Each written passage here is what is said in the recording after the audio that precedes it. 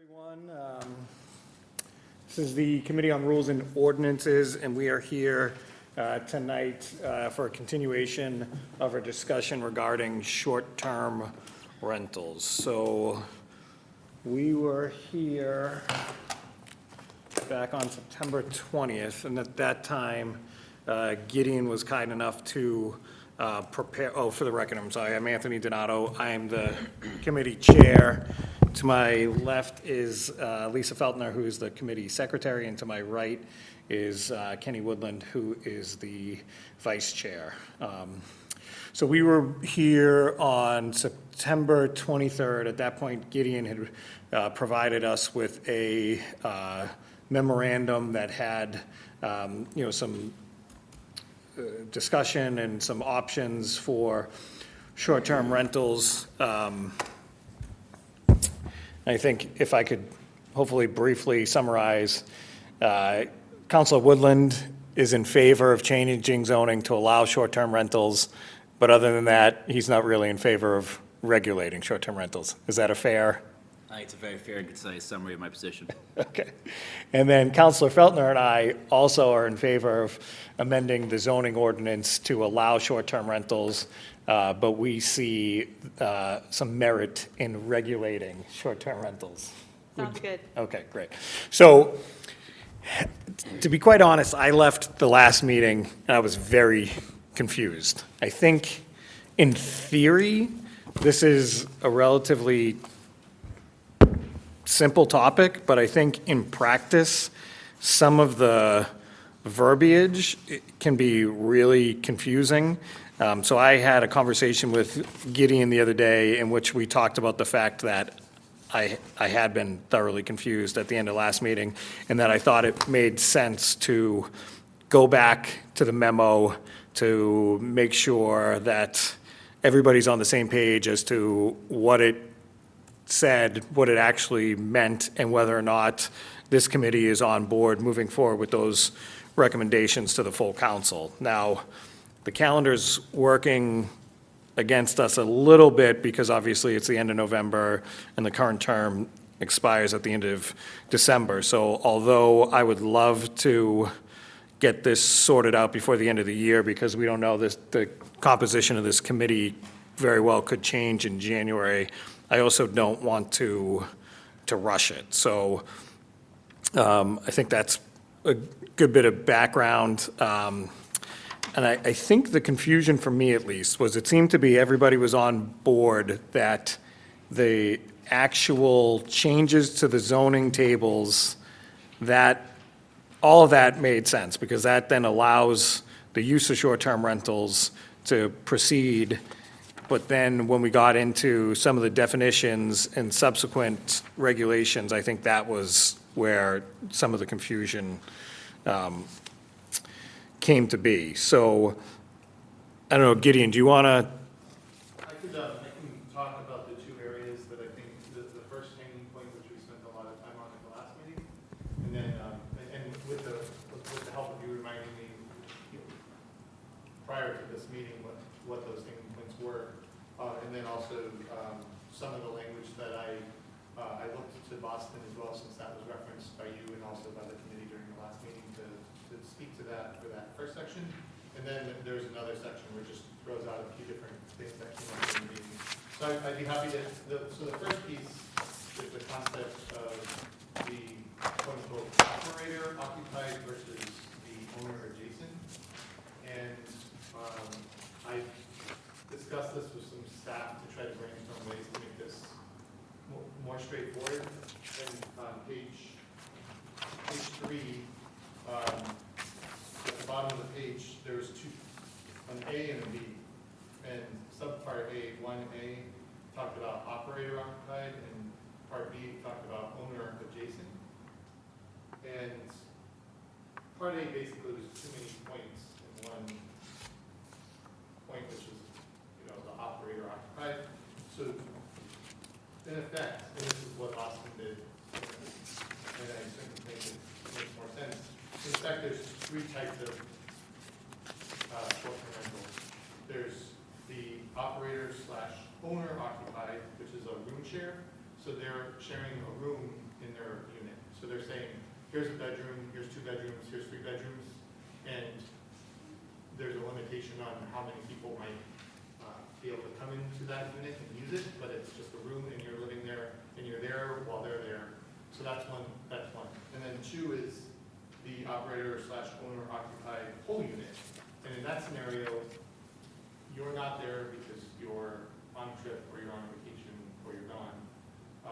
In Boston, that is, they do limit everything to owner occupied only. In Cambridge, they have defined it as operator occupied. So in this scenario, it is your entire single family. And because we also will be talking about 2 families later, that one is, a whole unit is really a house scenario. And we're not gonna call it that though, we're gonna call it a unit, it's a whole unit. So you're the operator or the owner, and you occupy it, and you're not there, and it gets rented out while you're not there to someone who comes and stays for a week, or stays for a couple days, or even longer. And then the third option was the owner adjacent concept, which would not apply to a single family ever, because single families only have a single unit. And so in that case, it's a owner, and they have an adjacent unit. And the way that our language read, it was a single unit that they could turn into a short-term rental. So if you had, and our original language was, it didn't matter how many units there were in a building, you could, as an owner adjacent, you could rent out 1 unit outside of yours, which is within a building. So those were the 3 categories. We had it in 2 categories before, so we were talking about the operator occupied, and then 2 caveats, and then this owner adjacent. And it started to get, it got confusing. They were playing off in one instance, and there was limitations, which I think we would put a star under and say, and make that determination. And so if we talked about these operator and or, depending on what choice you guys want to make, option for the room share, that would be anytime. It's basically limited by the number of bedrooms and or the number of people. So on the same page, I copied and pasted a summary of what Boston has. Their actual ordinance is down and not available online, ironically, right this moment. They have a dead link. So I asked them for it, but it's too late tonight. So number 6, 7, and 8 are actually not suggested as an additional 6, 7, and 8 above on that same page. Those are just what Boston did for their limitations, which is, 1, they're limiting it to up to 3 family buildings only. And this is because you suggested we look to Boston as well. And they have the limited share, which is that the owner is present during the rental. The home share, that's what they call it, which is that the whole unit's available. And it's someone who's living there normally and they're not there, and it would be limited to 5 bedrooms or 10 guests is what they suggest. And then there's the owner adjacent, which is a single secondary unit for a short-term rental. So that's Boston's language. Our previous language had limited the, I'll just use Boston's language, limited share. We were limiting that to 3 bedrooms, but we did not have a limitation on the number of guests. And Boston suggests 3 guest bedrooms or 6 guests.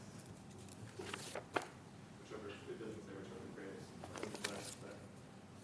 I'm sorry, I'm lost. I don't know if you want to talk about those 3 categories. Yeah, so maybe let's start with the 3 categories. I think that makes, because I have a note here from our last meeting where I circled the 1A and B and said, I don't understand this.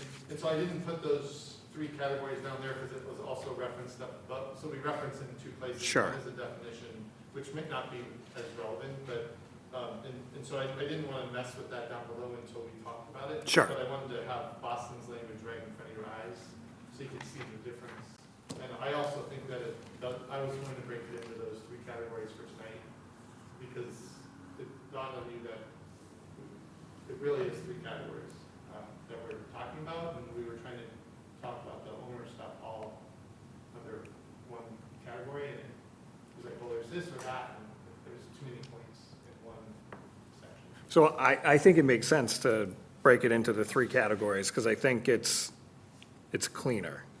So that's one aspect of this. Kenny, do you, Lisa? So you're saying where 6, 7, and 8 here are, you'd move those and replace 1A, 1B? Yeah, so, and I put a summary of it, so 6, 7, and 8 is also a comment section to the right, does the summary of those three types, which is basically a room share, a whole unit share, and an adjacent unit share. Those are the three types that we were discussing at the last meeting.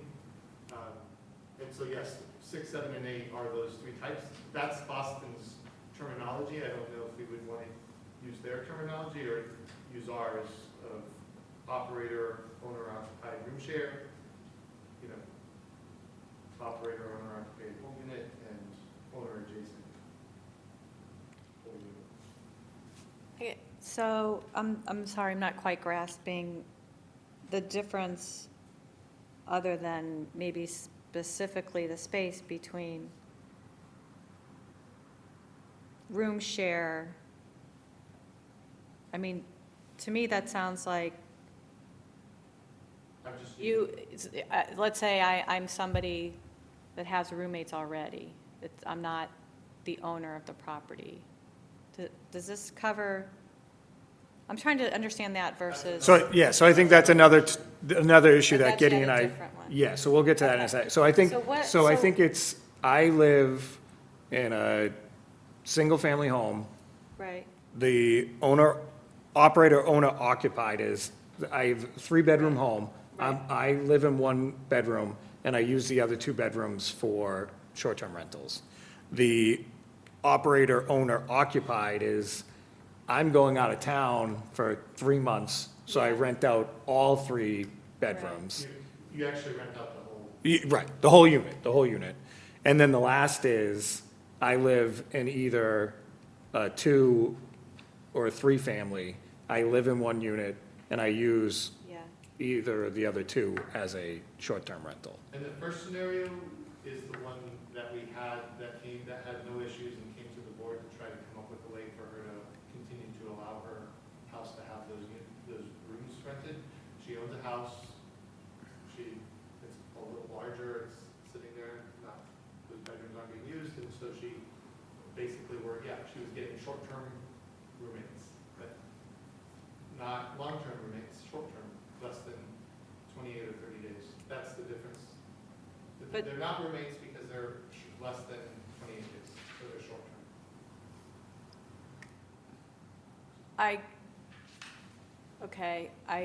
So we're distinguishing between, is the only difference whether someone's there or not? I mean, I understand the whole unit, but practically speaking, Well, you're not Whether or going to not the- say you can't use the kitchen, right? I'm assuming It's that. whether or not the owner of the home is present during the short-term rental. You might regulate them differently, and that's why we're breaking them into these 3 categories. You may choose to not regulate them all, at all, then it doesn't matter. But- Okay. But right now we had proposed a limitation on up to only 3 bedrooms, so if you had a 6-bedroom house, Yeah, you can't rent out all 6 bedrooms. And then there was concerns about the number of people, and so I threw out a number that Boston is currently using, which is you can do up to 3 bedrooms or up to 6 people, no more than that, no matter how big or little your house is. There's a limitation on the maximum number. right, but it's just, So that's but the- practically speaking, other than the whole house, it says 5 bedrooms or 10 guests, but it's whether you're there or not, in practice, not, Yeah, I didn't want to get into the. Right. So that's, I'm trying to separate so, yeah, that's the second one, is whether you're there or not. If you're not there, our previous language from last meeting said, if you're not there for 7 days, then it triggers you shall only rent it as a single unit to 1 entity, rather than, with the bedrooms, you could rent it to 3 separate Airbnb or short-term renters. So you could have three separate entities there at the same time, and you're there as well. Yeah, so I mean, it's not, that's different from what we were talking about before. It's not, that's why so the first option is. Because you said we were, had the 7-day limit, now we're, I summarized this. I was trying to I didn't make any sorry. proposed language, so you need to decide if 7 days, it's the same language as before. But the point is, there's room share, which is someone is living in their house and they have some rooms. And so we didn't have any limitations on the length of stay or the number of days that you would share those rooms out. But we did limit that in the old language to no more than 3 individual bedrooms and no more than 3 short-term renters. So I didn't ask Gideon to make any changes to the requirement section. Okay. I just asked, when we spoke the other day, I mentioned to him that I thought some of the language in Boston could help. So I think Gideon at the top inserted these things so we would have this information in front of us as to how Boston is dealing with it. He didn't make any changes down here because he didn't know how we were gonna receive this. So if we agree this makes sense moving forward, we're gonna have to change some of the language and Well, requirements. because in other words, right, what I'm saying is before, we said not rented as separate bedrooms to separate parties. It's not That's just the still 7 days. Yeah, so that's the issue, is that before there was 2 categories, but it was all merged into one long paragraph. So one option is, like I said, a room share where you're living in your house and you're renting out rooms, and you can rent out up to 3 rooms. I know, I'm sorry, can I finish my question? Because I heard what you say, you're just going to repeat the same thing. It sounds to me, and I might be wrong, that the difference, when you say separate parties, to me, that sounds like different reservations. Yes. Where in 1A, not rented as separate bedrooms to separate parties, if you're away 7 days or more. Right, and so that's number 2. So. That would now be that would be operator, owner occupied. The whole unit. And I actually think the 7 days is an impossible line, and I think that even though that's what Cambridge had, I actually think that it should be, if you're not there, you have to rent it out as a single unit. If it's, I mean, that's an easier, I mean. but Isn't that's that up to you guys isn't that to what decide. number 6 says? Yeah, that's Boston's Yeah. model. So I think Boston's model is fairly straightforward for number 6, which is the room share. I guess what I'm trying to get at is when you say the whole unit, I was assuming that's one party. But you're saying Yes. you are saying versus separate parties if Yeah. it's a room Yeah, share? so if they're gone, I mean, it would if almost they're seem like it'd be gone, the then other it way has to be- around. basically, if they're gone, it has to be a single unit. It's just a house that's being rented out to one person. So if, in One party. my initial One example, reservation. single family, I'm 3 bedrooms. Yeah. I'm in one of the bedrooms. I can have separate reservations for bedroom 2 and 3. Hmm. In the second scenario, the operator owner, I'm gone. You're All on- 3, on vacation. Okay. All 3 units can only be reserved by one party. So you can have more people, but one party. Right. Yeah, the whole house can be Airbnb as a single, Yeah. as a single reservation. And if it's a 2-family, you can only rent out the second one Which in is the exactly full the same. unit, yeah. Yeah, I don't mind if we change the language from E1A and B to incorporate 6, 7, and 8 as it's listed above. It's probably cleaner doing it that way. And I just want to, if we're doing that, I just want to make sure that we're sure about, those are Boston's numbers, so I don't want us to Yeah. adopt. Yeah. Sure. We'd have to take out the sentence about the fee, because I have no idea what that's talking about. Yeah. And I all just of them. have that in there for your, Yeah, yeah. like, What is, does the building code defines how many people can share a room? Or no?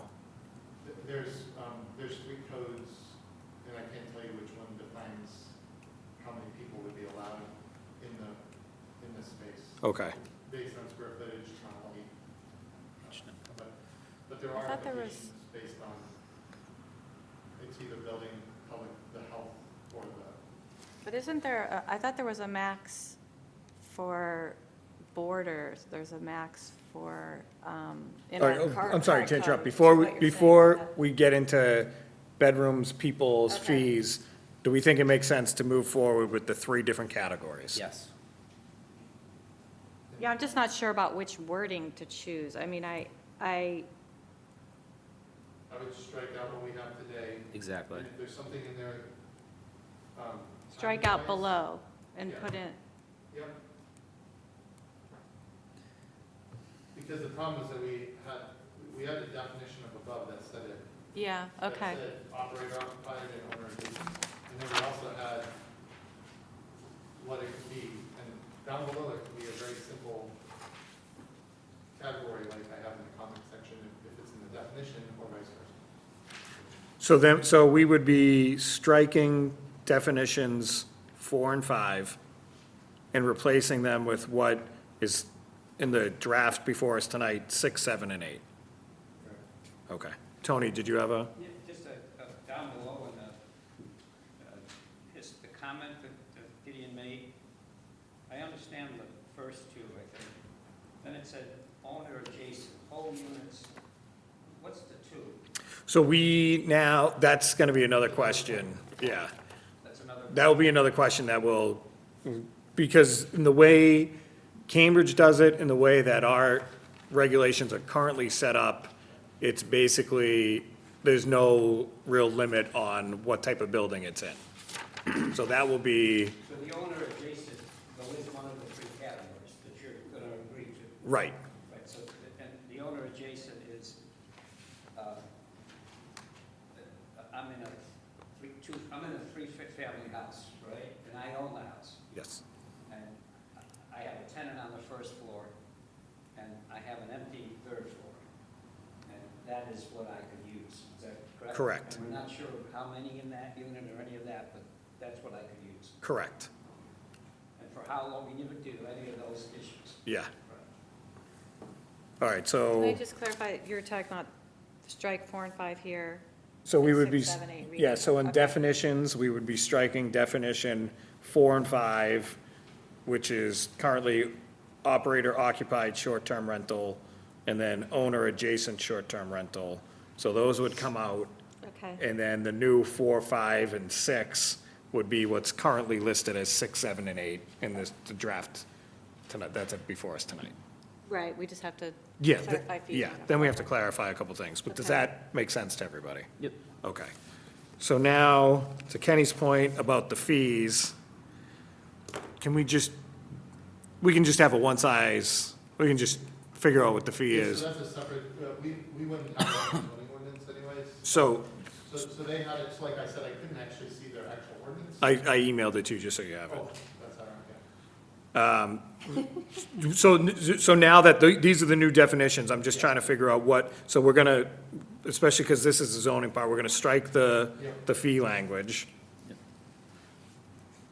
But we can talk about, in the zoning ordinance, we can limit bedrooms or total number of guests.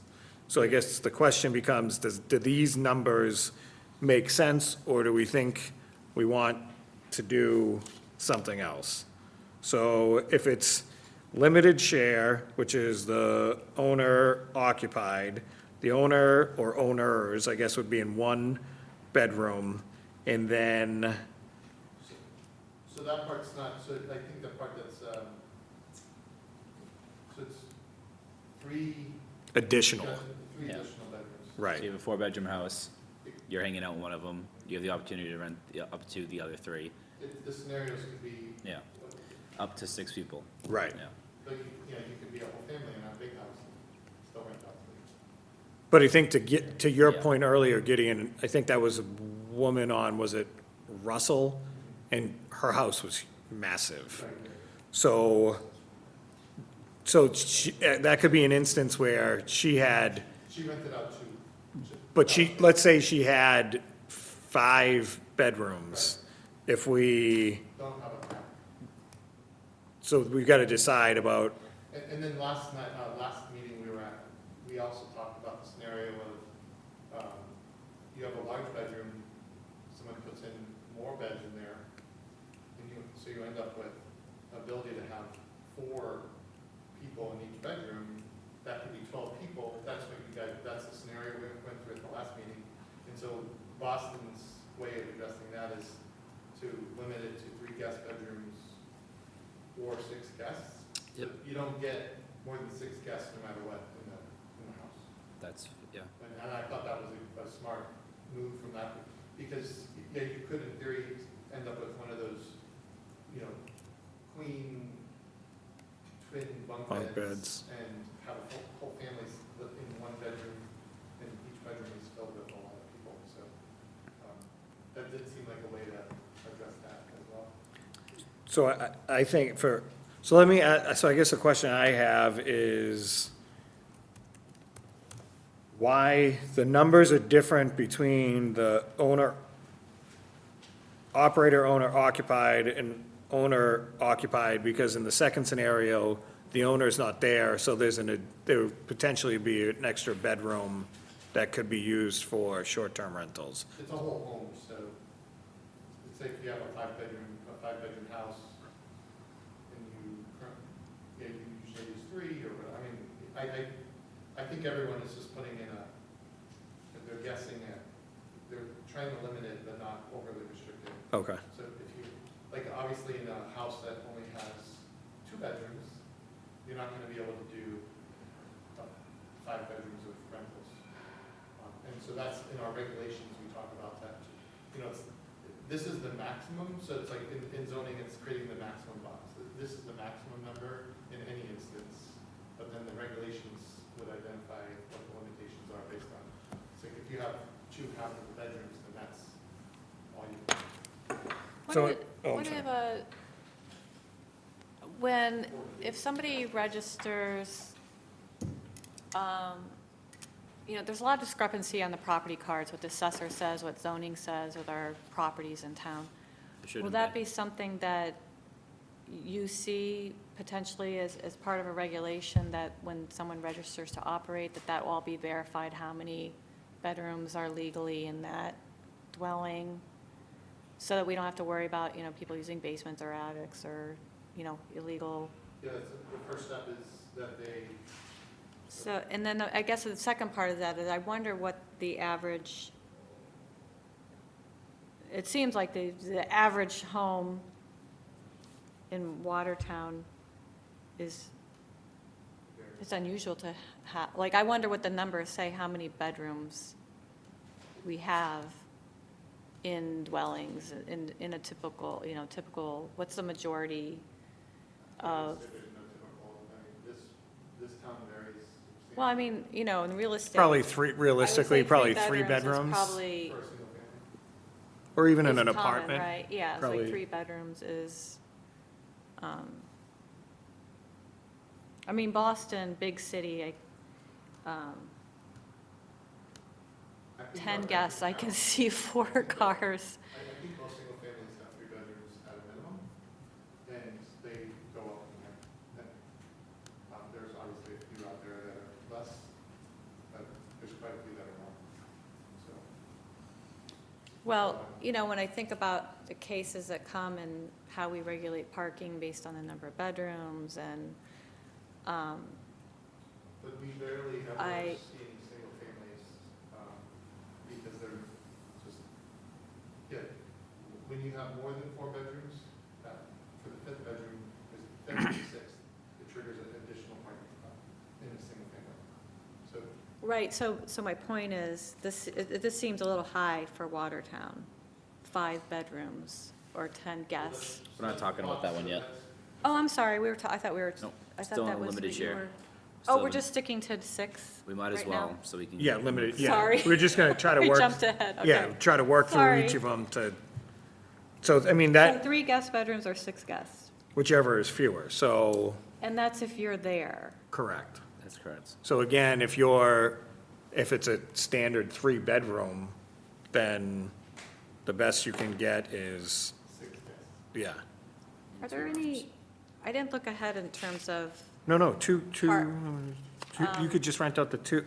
two other rooms, Yep, three people in each, 3 people in each. yeah, Okay. Or they could do the master, that's 4 people, yeah. a 2-bedroom, just depends. I'm comfortable Are with there those any, numbers to move this forward with do to the we- council. I'm trying to remember, I know there's a link about parking and rules for off-site. It's not a. I don't remember. It's track changes. Yeah, just a track Oh, change it's a to, track it's just a note for us to discuss later.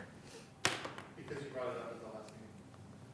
So I added it in here. Okay, I guess I feel more comfortable, given our reality of allowing more capacity if we regulate the parking. Okay. What do you have any thoughts, Ken, on that? I'm ready to move that forward to the council. Number 6. Yep. Tony? Can I just ask, on that limited share here, it seems to me, I'm just trying to get the definition, the words the same, so that's what Kate Boston uses it, but I like the word you used down below where it said room share. It seems a more, better explanation of what limited share is.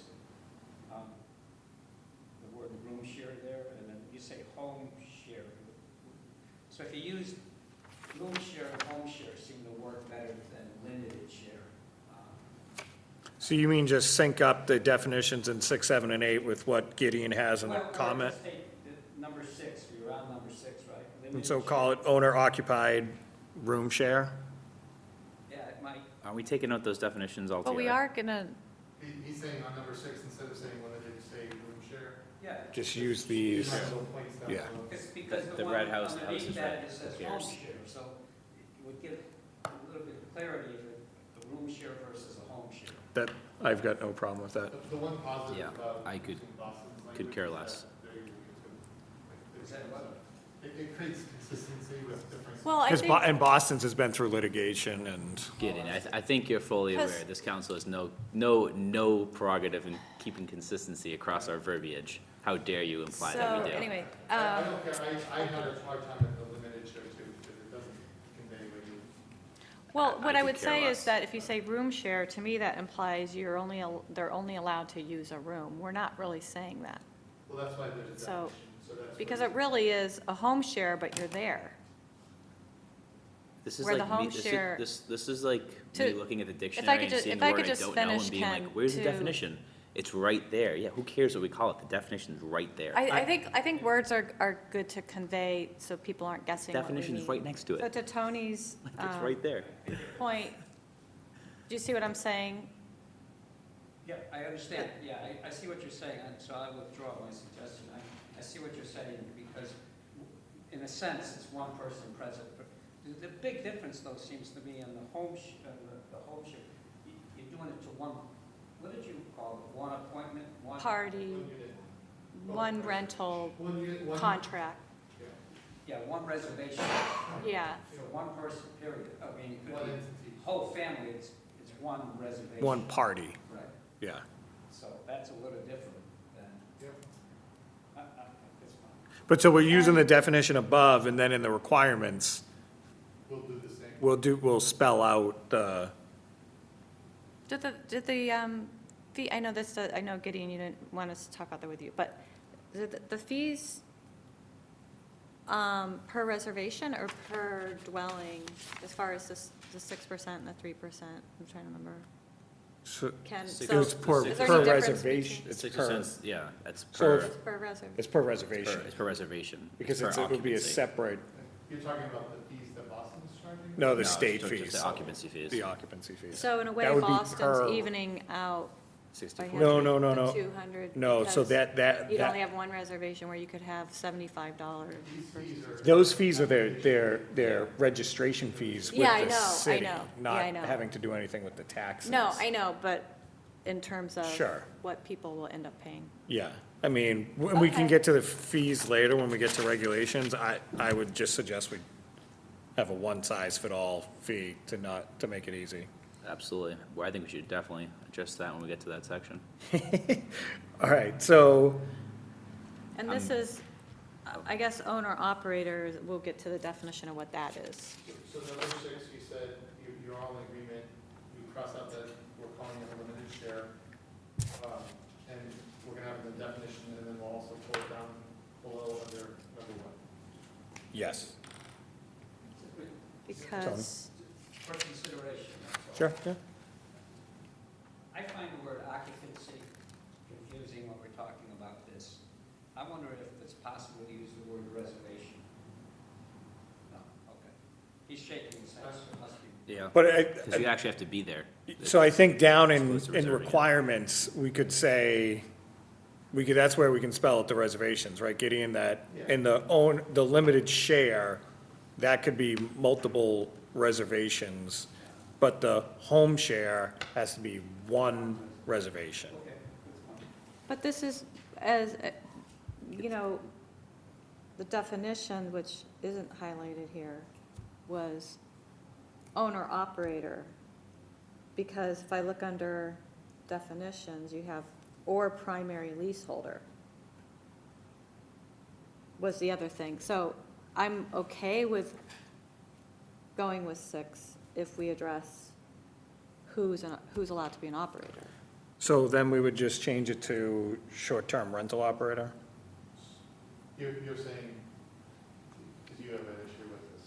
So Gideon and I had this conversation the other day, just, it's kind of separate, but because I understand Lisa's tying it back into other definitions. If, Because I know originally you and I were opposed to yeah, tenants being able to do this. And I asked Gideon about this the other day because I was still very confused about it. And Gideon, well, I don't want to speak, but Gideon, in a nutshell, Gideon explained to me that in a zoning ordinance, we can't, because of fair housing laws, et cetera, we can't differentiate between landlords and tenants. So the way the proposed regulations get around that is requiring the landlord to give written authorization, the thinking being almost no landlord would give written authorization to a tenant to do Airbnb. And then I also want to acknowledge that Boston did choose to go down that path anyways and identify that as, but, you know, we don't know the context of how Boston's integrated into their zoning code, and how they, you know, we're calling it an accessory use. An accessory use of a single family, you can't differentiate between a owner occupied and a rental occupied single family, and the same with a two-family.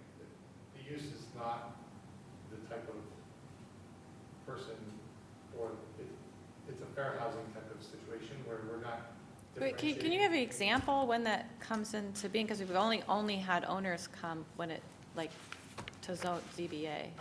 All I'm talking about is in our zoning ordinance. Yeah. We don't differentiate, and we work really hard to ensure that our ordinance is neutral when it comes to the type of use, not the type of user.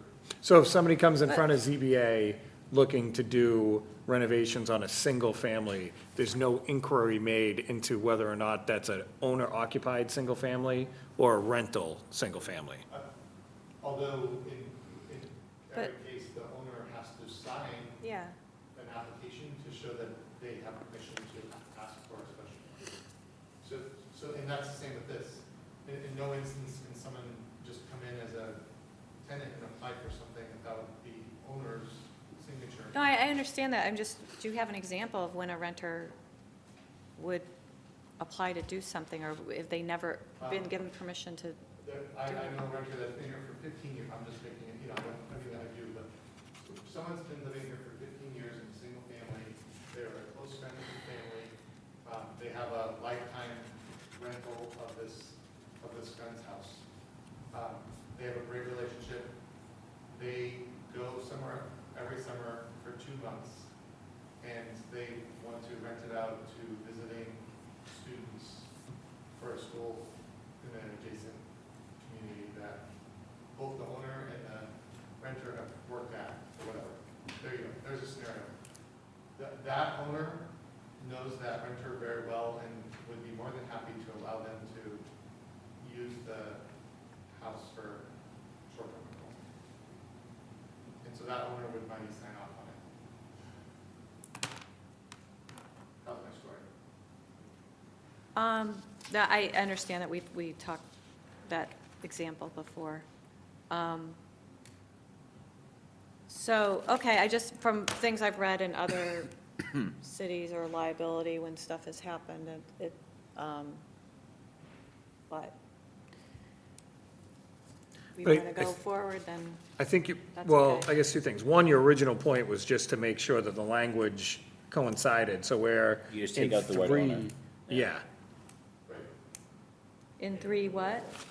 Take out the word owner, consists, so in 6, 7, and 8, it would be short-term rental operator Yeah. instead of Owner owner-operator. yeah. I thought that was your original point. Yeah, that's why I was confused. Okay. I mean, Yeah. so you're saying you should have changed that? Yes. Gideon? Yeah, so Gideon just plugged these in here as a kind of a placeholder for us, and now we're kind of updating the language.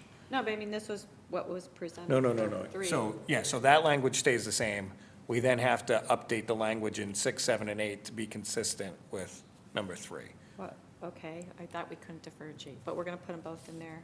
No, we're just gonna say we're just gonna, right now where it says owner operator. Right. Where it's gonna be updated to say short-term rental operator. So then it's consistent with the But previous this is definition. Boston's language, What's currently showing there is 6, 7, and 8 is from the Boston ordinance. came from Boston, and now we're updating it to work I for guess us. I would, I don't know if before this goes, we move to council, if we can get clarification if there's been a ruling on that. Or Oh. I can do my own research, but, You're talking about whether a tenant can do this? yeah, if that, I just, after. but for now, For now, I think we should move forward this way. I did just, I shot an email to Mark Rich and, I'm blank, yeah, just to, okay, great. so that, well, because again, I didn't expect us to finish this tonight, Oh, but. okay. If you read, number 6 says you think it's going to be read, as you think it's going to look. Sure, so it would say, consists of a private bedroom or shared space in a short-term rental operator's primary residence. So that means that if I'm renting, I'm a renter, I can rent, I could have a reservation for 1 or 2 rooms. If your landlord, And the landowner right, says it's okay to do that. yes, Okay. And then the next sentence would say the operator would be present during rental. Yeah. right. All word owner is Yeah. changed to operator in these 3. And so are we, subject to us sorting out parking Sounds when good. we get to it, are we okay with the 3 guest bedrooms or 6 guests, whichever is fewer? Kenny? Yes. Okay, great. So then on 7, we'll be updating owner-operator again. Yep. We're going to be removing the fee.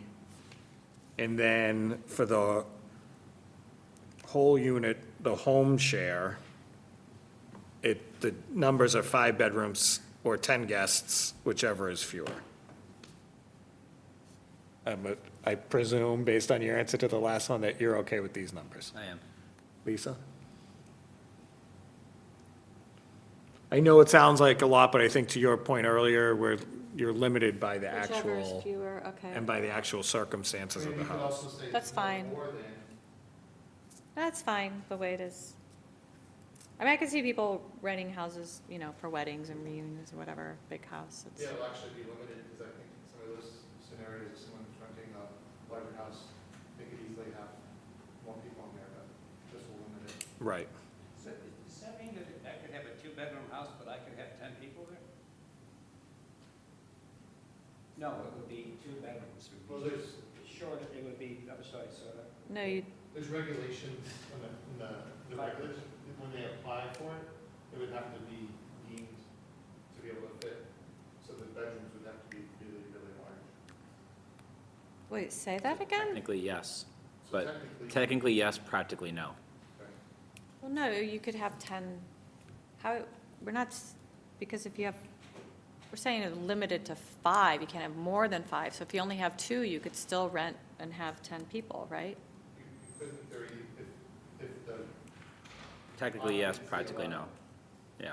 What? the You're bedrooms- both talking. Bedrooms would have to be this, would have to be the size of this room. ability to have occupancy. Because it's based on the size of the room, how many occupants Yeah. can be in But that just room. remember Where- the whole day's in the Per zoning or, people living in these. Yeah, So yeah. but, Yeah. time out. Did I get an answer to your question? Go ahead. Yeah, I'm a little unclear. Is that per, are you saying, Gideon, because per zoning? Because it would be unclear to No, people. it wouldn't be zoning. Well, you said that the bedrooms have to be a certain size. That's based on the registration process, so it would be, there'd be an inspection of the. Well, then, I think it should be a clause in here that's, comma, whichever is fewer, and also either confirmed, allowable by registration, or what's the language? Under requirements, Yeah, it's in it says a requirements. dwelling unit or bedroom offered for short-term rentals shall comply with all standards and regulations promulgated by DCDP. So I think But- under the definition section, that last sentence, the occupancy part, I think that should only be on the section down below. And the definition should just say that a limited share consists of the private, the private bedroom, shared space, and occupied primary residence, and the home shares. And so the occupancy section is actually down below in the requirements underneath. Okay. Instead of in the definition? I just threw it there thinking that we would use it like this. Sure. But not. It's so not So how then, Boston so has it? then up in definitions, it would say, limited share consists of a private bedroom or shared space and a short-term rental operator's primary residence. The short-term rental operator would be present during rental. Definite, end of definition. Is that the Then, definition? then down in the requirements, that's when, so we're gonna break out the occupancy from the definition and put it in the requirement section, which would then be followed immediately by a dwelling unit or bedroom offered for short-term rentals shall comply with all standards and regulations. Well, where are people going to find those? How are they going to It's just know? right below. There's gonna be a sheet. There'll be Wait, so you want to take Where, out the I see limited this piece? chart here.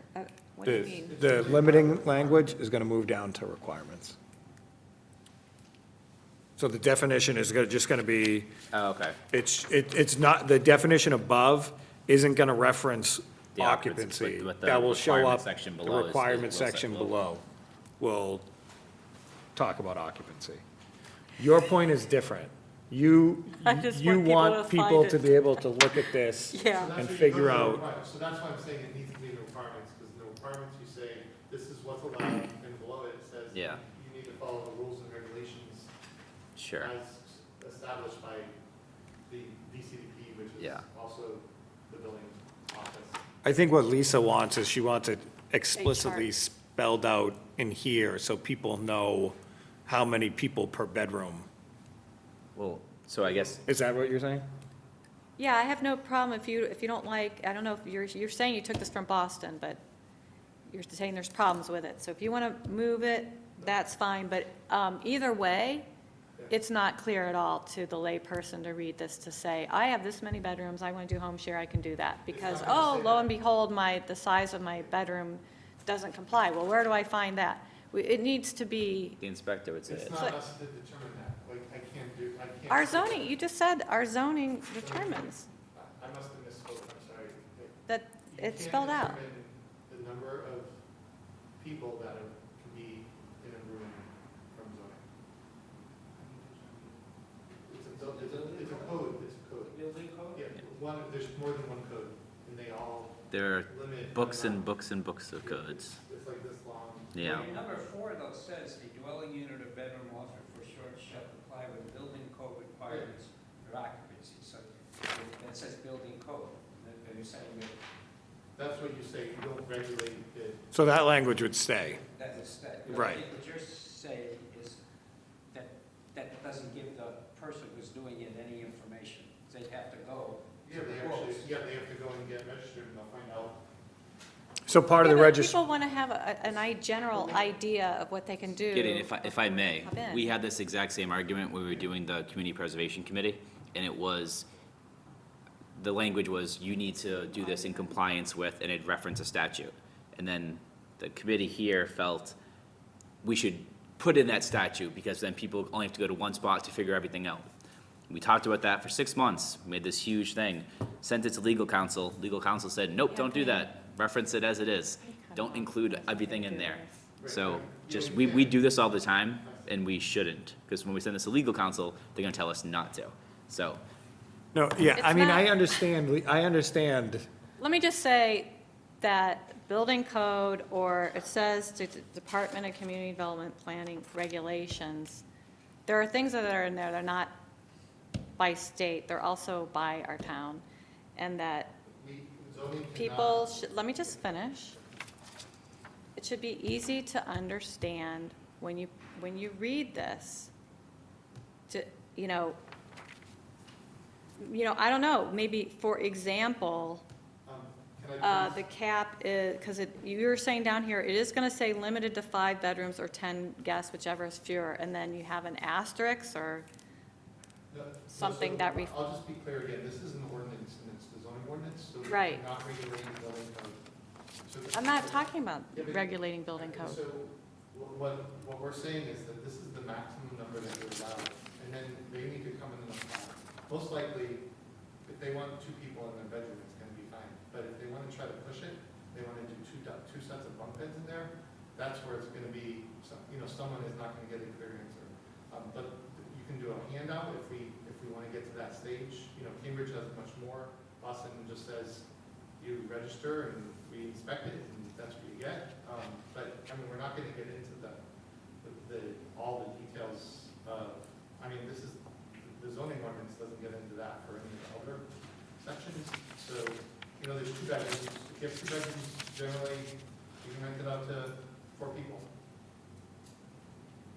But there might be some caveat.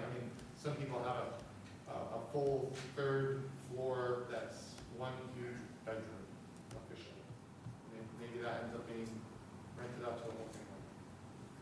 But it's through inspections. and that's where, in the draft regulations, it says, in number 4, prior to issuing or renewing a certificate of registration, department must conduct an inspection to verify that each dwelling unit and bedroom to be rented to short-term renters, boom, boom, boom, boom. So you guys are fine with saying what the maximum is, and then people will have to be sure that it complies with the building code required for occupancy when they come in and register? Because So we can say that, the max is? Yeah. Okay. Because I think realistically, what's gonna happen is nobody who's doing this is gonna look at the ordinance, they're gonna look at the regulations. Well, because in Cambridge, we had originally said, it says, it kind of spells out max in more than one place in a way. Dwelling unit should not be greater than the number of lawful bedrooms in the dwelling unit. Maximum number of bedrooms can be rented overnight or short-term is 3. The maximum number of guests or renters is 9.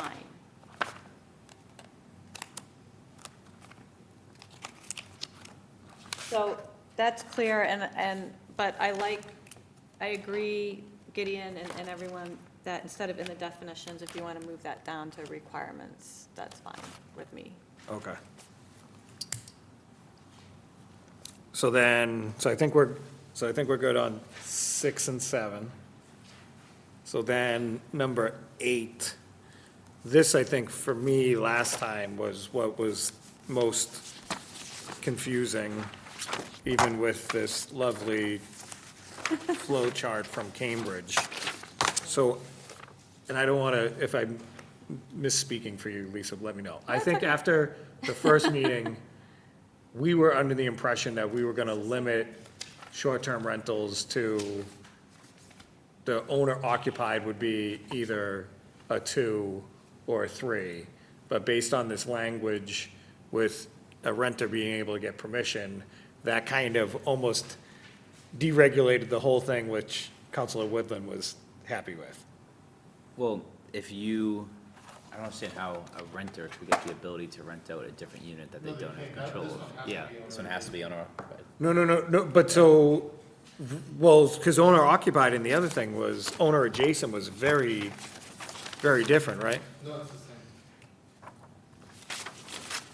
B is one dwelling unit rented only as a whole unit to one party of short-term renters at any one time and not rented as separate bedrooms to separate parties.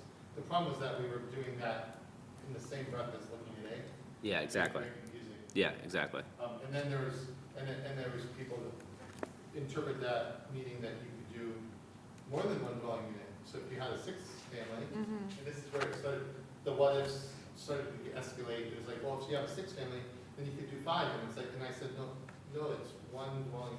If you own a building, no matter what size it is, you can rent out one additional unit. Okay. And so that's our old language. That's it. And the new language is really that, but in Boston, they're also only limited to 2 or 3 families. Okay. So we have to decide if we really, what level of limitation. We're fine, at the staff level, we're fine with any of them. We don't see any issues limiting it at 2 or 3 family or 6 family or at the same trigger point that we do with multifamily. I don't see, I'm sure that we can come up with scenarios where it could be a problem, but, So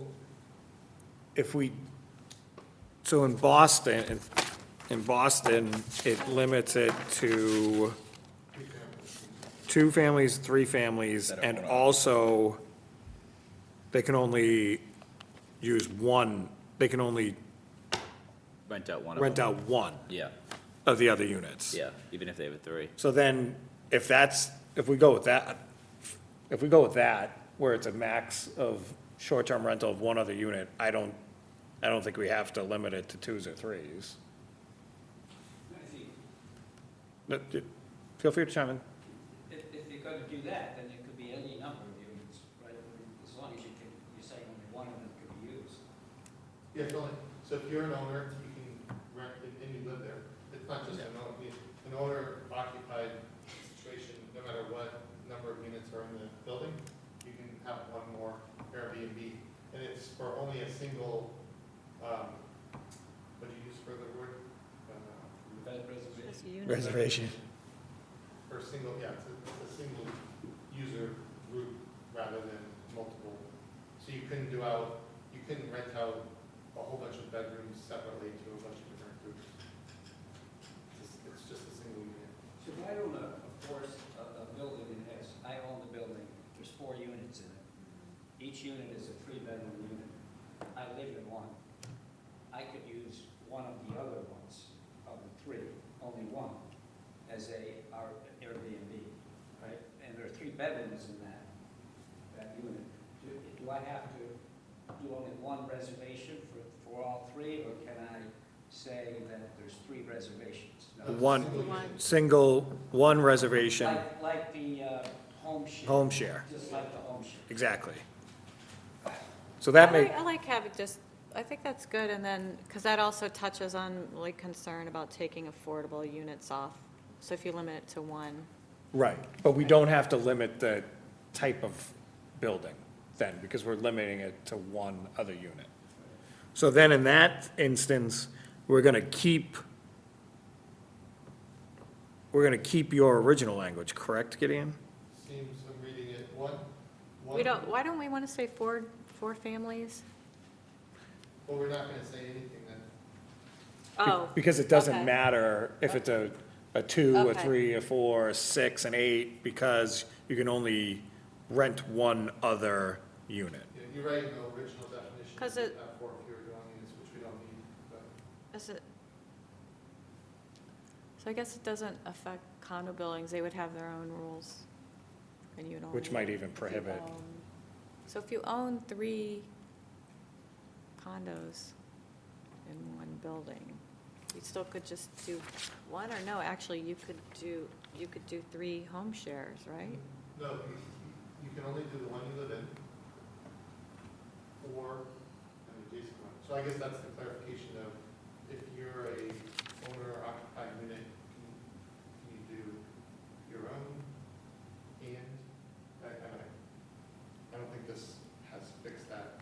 Yeah, that's what I'd like to avoid. I But think otherwise, that I'm it's- okay with the they're- one. You're allowed to do, because you're obviously, if you're in a single family, you're allowed to do the limited share, and then when you're gone, a home share. Mhm.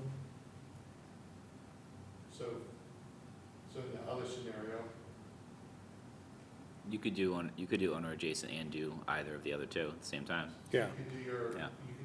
you as a, you could rent out your Yeah. rooms in your unit, Yeah. but you. Could also rent out your whole unit if you're, But are we gonna, if so you're- that's where we get into a limit on how long you're gone, because otherwise you're never there. It's just a home share, and you make a lot more money than renting out.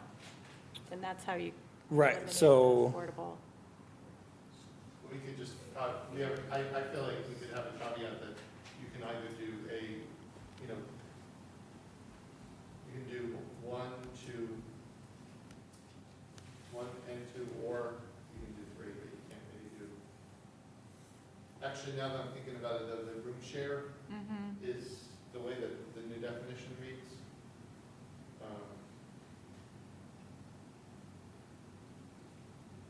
Well, the home share is. you could still do it. That language. If the way you got it now, you have 4 units, you live in one, you can do the 1 unit out, and then you can do either A or B in your own unit, Yeah. right? You Mhm. can do, if you're only there, if you're present, you Yeah. can do a room. You should be able to If do you're going that. on Yeah. vacation, you could do, so, Yeah. But then should you be able to do? I think that's fine. I don't care if you did those things. we're talking, so just to make sure I'm clear, we're talking about a 4-unit condominium, somebody owns, Whether it's condo, I mean, Yeah. apartment complex. Building. Yeah. Building, yeah, I think you can do both, Yeah. You could do both. Yeah. yeah. Yeah.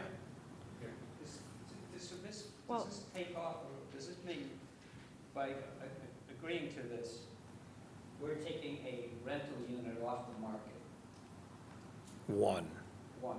yep.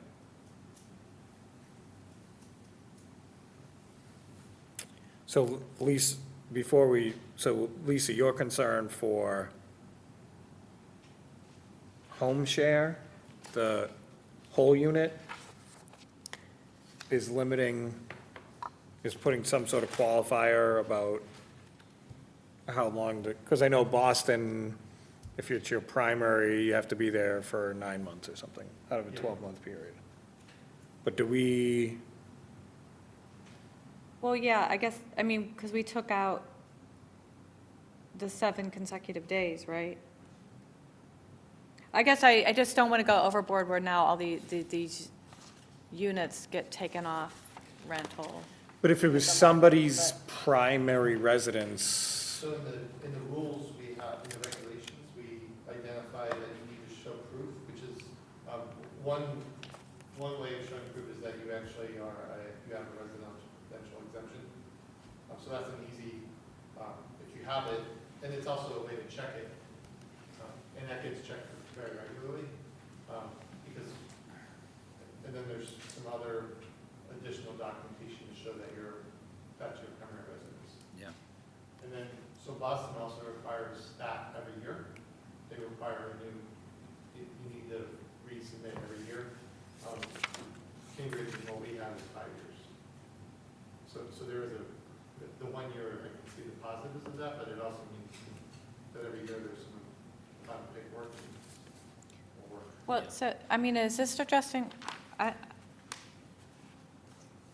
not trying to get us too far afield. If I am, just, you can tell me, but when we looked at the, cumulative Cambridge, Newton, Salem, short-term rentals up to 6 months, or we're just not there, we haven't decided yet on a limit of how many months, or either you have to live there, or a unit can be used as Airbnb? So we put it under the regulations.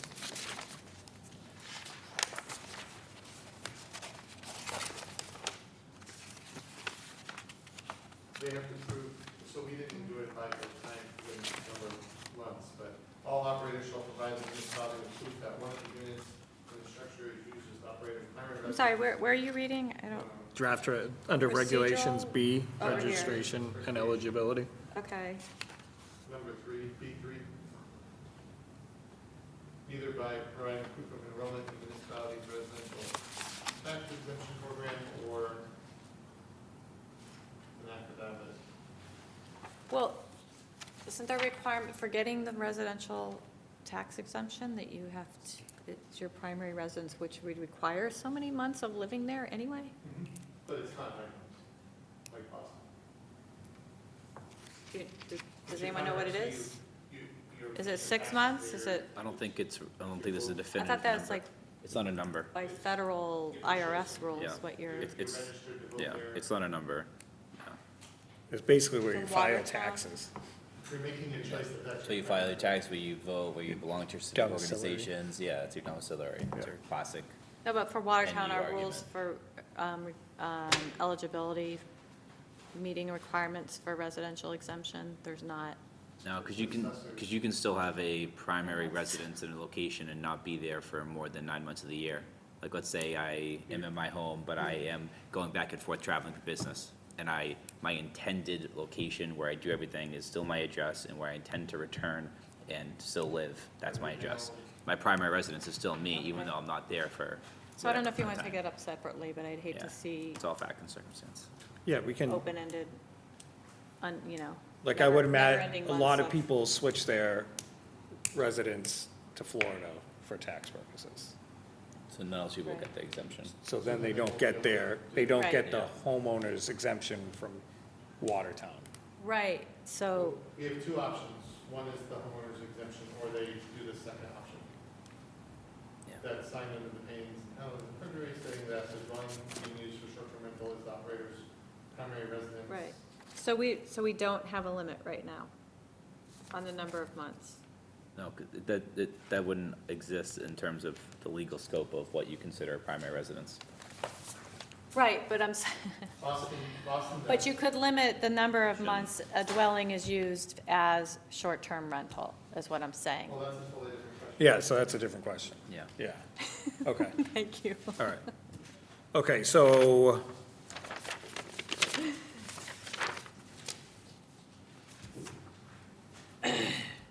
So for the owner adjacent whole unit, we're keeping the original language, correct? Because Boston limited it to, Yeah. So. I would- so I- but we have to The do, definition is not the same as the, right. Yeah, so B makes sense. Yep, 1B is describing it. so then the definition has to, And then the definition needs to match B. so then, Wait, you're saying we're getting rid of A just, I'd keep. this. altogether? I'd keep 8 and just keep it as, add the word consists, by the way, consists of an owner occupied building. That's what you want to take out. In this situation. Where are you the guys reading? I thought you were on requirements 1A. Lists a single Well, we- secondary unit as a short-term rental. we're looking at the interplay between the owner adjacent definition and then the requirement on owner adjacent. Yeah. Right, so are we getting rid of A? No, no, A is being replaced with. The Six, 6, 7, 8. yeah. And we're bringing Okay. the occupancy maximums, we're removing them from the definition and putting them in A. Which would be, I guess, A, B, and then owner adjacent becomes 1A C. becomes 7? I mean, is the language in 7? Home share? 1A, it's the language occupancy is limited to 3 guests. So 1A is being struck. taking the fee out. Yep. The only thing, like, this is exactly what I was talking about before, the number of bedrooms shall not exceed the number of lawful bedrooms. That's clear. I thought that language was good, Gideon. So we can take that part and back if you want. Sure. So Are you guys okay? occupancy is limited to three individual bedrooms or 6 guests, whichever is fewer, but the number of bedrooms shall not exceed the number of lawful bedrooms in the unit. Okay. As opposed to 6? So just, 6 and, Lisa's concern is Yeah, I about the know. legal, so that I we just are, in wanted our to find where you previous guys were. version, it specifically referenced legal bedroom. Yeah, well, we don't need that language because it's already in the dwelling unit or bedroom offered, must comply with the other standards. yeah, So we don't need that. Yeah, it's not necessary, yeah, it's definitely not necessary. but it's not. We haven't finished the language for 8 yet. Right, so I'm wondering, Gideon, do we just take that language from Boston, which says a residential, we'll have to modify it, but a residential unit offered as a short-term rental that is not the owner's primary residence, but that is located within the same dwelling as the primary residence of, it would have to be the short-term rental operator, because we're not limiting it to, Is that the same in our language, number 5 is what, oh, the short-term, the original language, the short-term rental. oh, yep, but now we're removing the, But it's within a residential building, then you strike out with 4 fewer dwelling units. For all dwelling units, dwelling owned by the operator. yep. And one of the dwelling units in the building is the primary residence of the operator. So 5 becomes, 5 stays, You just keep, it, but you just strike out with 4 fewer dwelling units. yeah, and that becomes the new, well, it becomes the new 8, really. So, so, Well, I mean, the numbers below are just, because 4 is gone, so. yep, So 6 is 4, yep. 7 is 5, 7 is 5, and then, and we're not keeping the new 8, so it's being struck out altogether. And we're 5 is the new. but the new 5 doesn't distinguish between only having a single secondary unit as a short-term rental. Doesn't make that distinction. yeah, so we need to add that. That's why I was saying keep 8. Yeah, I thought we were keeping 8. So it's interesting though, if you As look at 6. 1C down below, it does identify that it's 1 dwelling unit. So I guess the definition you want to say that as well, I don't have a 1C. well, it's gonna be 1C. Yeah, it's gotta be 1C. All right, so, What will, so we need to combine 5 and 8. Yeah. what so- becomes 1C? I think what we'll do is we'll leave that for the. Can you guys talk to me too? Sorry. Sure, we I should just- finish this thought though before we do it. Right, I'm asking where you're at on 1C. We're- What is we're 1C? trying, we're trying to reconcile 5 and 8 for the definition of the owner Owner adjacent. So you know, I guess what I would suggest is then is let's not do it right this second, and when you do the draft, do the language then. Because you understand the main Yeah, points I are, get it. you understand what the main points are, you can form the language, yeah.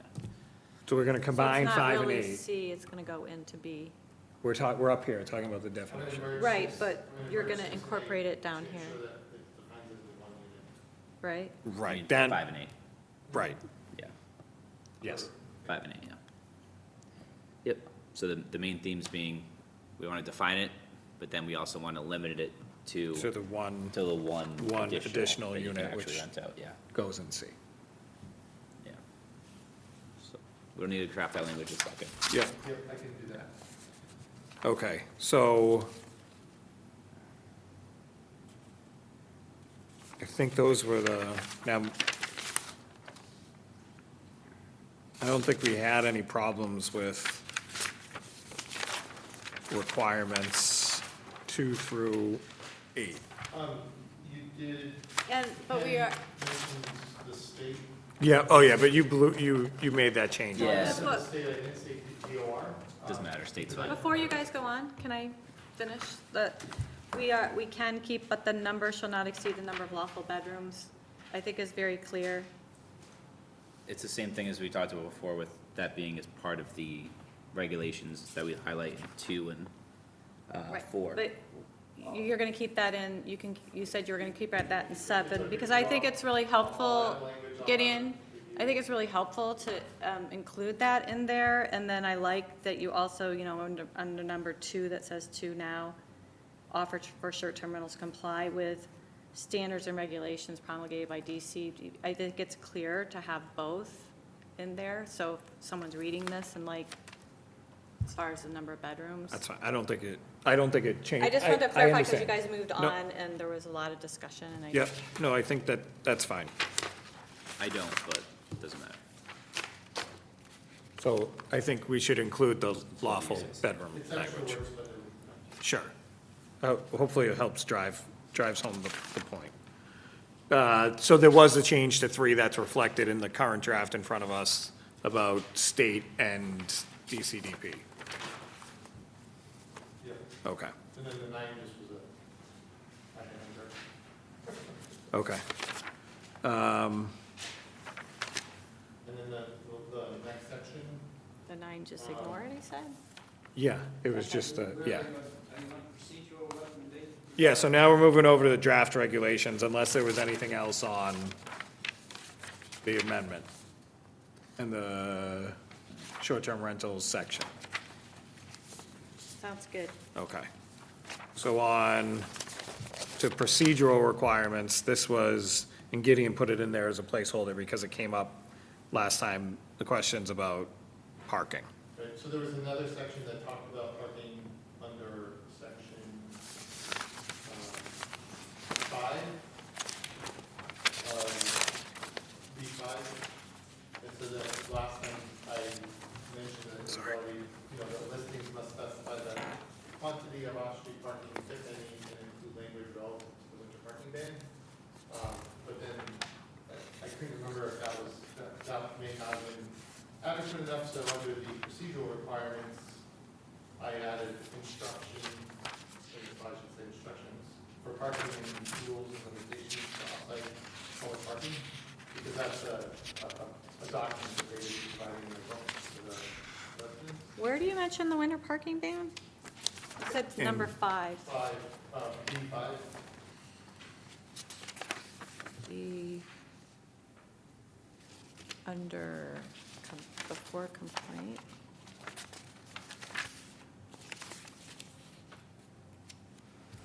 B5.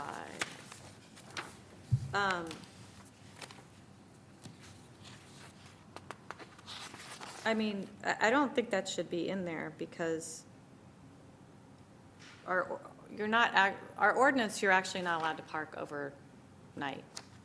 We only enforce it in the winter, so I don't think winter parking ban is a good way to, I think it's fine to say, Unless you put in quotes.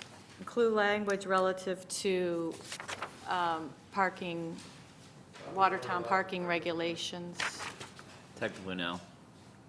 They just choose not to enforce it at because certain times. the parking regulations could change. Oh, maybe. Do I exist? I don't know. why you do, I'm listening. So we're, So instead of saying relative to the winter parking ban, we could say to Watertown parking regulations. To Ken's point, that way you point to a state statute or a town ordinance or regulations, and they could change, and you don't have to change the, So relative to, Watertown parking regulations? unless you guys have another suggestion. I think that's just more encompassing. Is that means you're gonna keep are you gonna keep the one under procedure requirements A? Are you keeping it? we have to go back to that, talk about it. Or taking- It's going to appear in both places. So it'll be A1C, and then will also appear in 5 with the change suggested by Lisa. So you think that's okay in procedural requirements to add that C? That makes sense. I do have too many ands there, I guess. Instruction for parking, instruction for parking. Rules rules and limitations instead of parking and rules? Is that okay, just strike out that? Yeah. As Yeah, I don't think that's, and then B, I added the word registration and eligibility. So there was a, and again, this is idea, maybe it's not by anyone else. So, there were some comments about affordability restrictions and some other things, and so I realized when I was reading this that the registration also is identifying what's, if you're eligible. It's not like it's a given that you're gonna be. And so I. Wait, can you say that again? I thought, that sounded good, but I didn't quite catch. So, B is registration and eligibility, so you're Yeah. registering and you also are identifying if you're eligible. So some of these different points, there's nothing changed except for, number 4, I added, is an eligible unit, including not having affordability restrictions. And there's way more detail that I could add to that, like Boston has a bunch of different criteria, but it's, so it even gets into if someone has say, a floating, a Section 8 voucher, they're not allowed to either, but they're violating their federal. I think, What do you mean it's getting into affordable? Or you're just talking about you added D, is that, so D, okay. but I wonder if in B3, if it should be, when I looked at Boston's, I thought there were 2 that would maybe make sense to add, so we would have 3, A, B, and then, I guess it would be, the 2 ones I thought from Boston that were good were, following residential units are not eligible to be offered as short-term rentals. One is residential units designated as below market rate or income restricted that are subject to affordability covenants or that are otherwise subject to, and then number 2 is residential units subject to any requirement of local, state, or federal law that prohibits the leasing or subleasing of a unit or use of the unit as a short-term rental.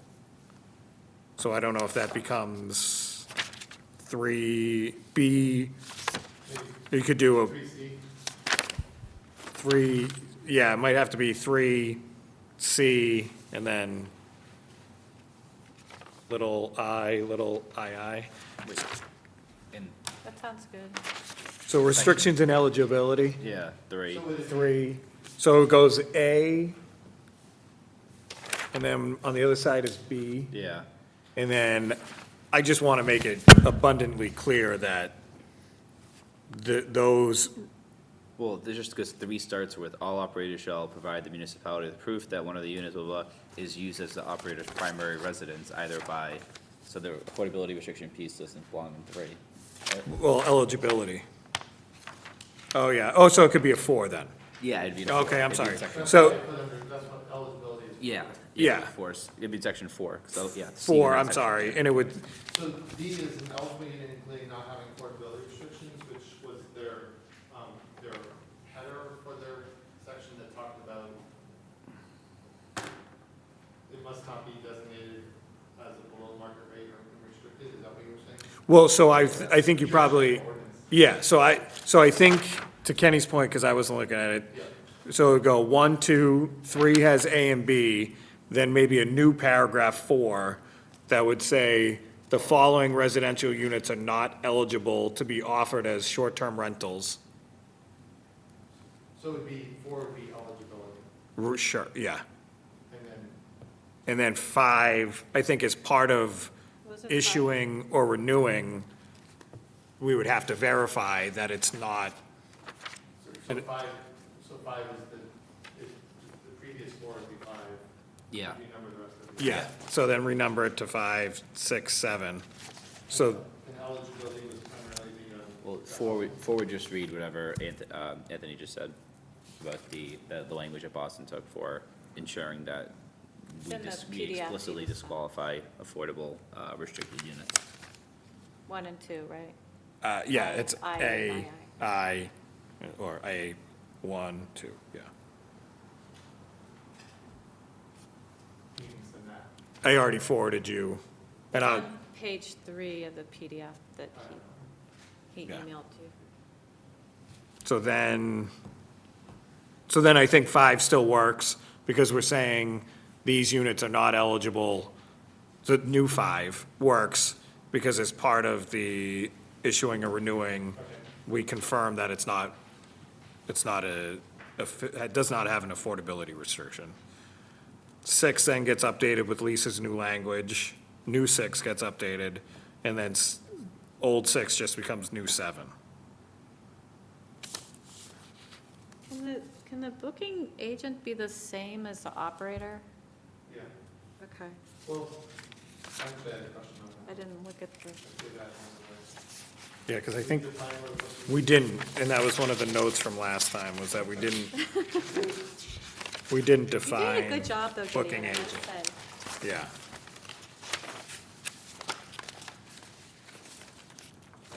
Don't see in definitions. yeah, that was one of the notes we had last time. Okay. Yeah, there was a few other ones that I was And Boston has a really simple definition, just any person or entity that facilitates reservations or collects payment for short-term rental on behalf of or for an operator. We just add that definition to the definition section. Yeah. Yeah, is it on the first page of Boston's?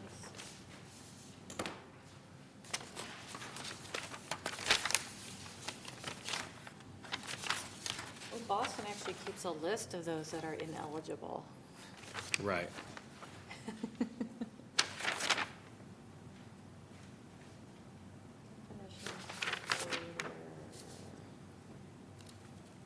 Okay, so if we add the definition for booking agent, we're good on that one. Yeah.